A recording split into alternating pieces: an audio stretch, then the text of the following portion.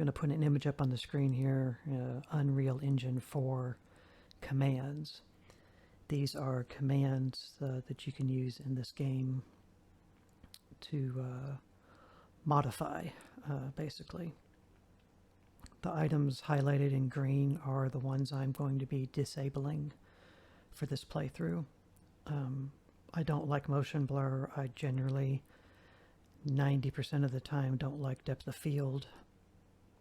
I don't like chromatic aberration, and I don't really like film grain. So I generally always disable those.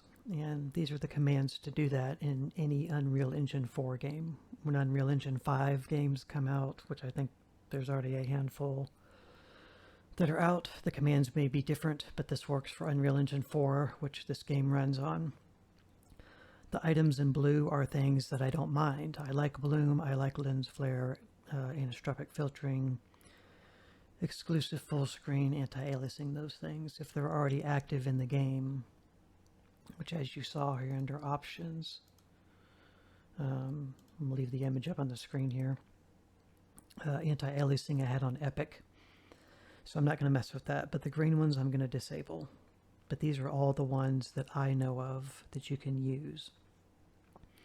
So now I'm going to throw up a second image on the screen titled folder path, and if you go to this path once you've installed this game,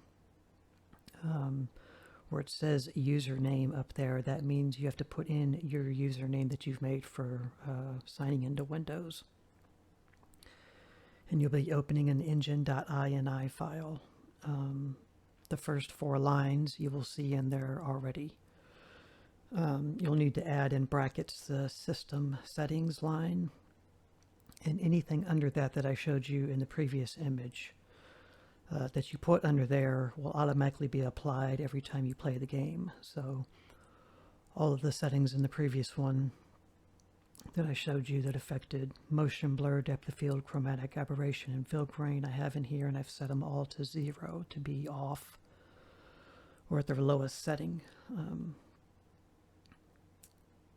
So that should cover that. That's how you would do it. Then you would just save that INI file.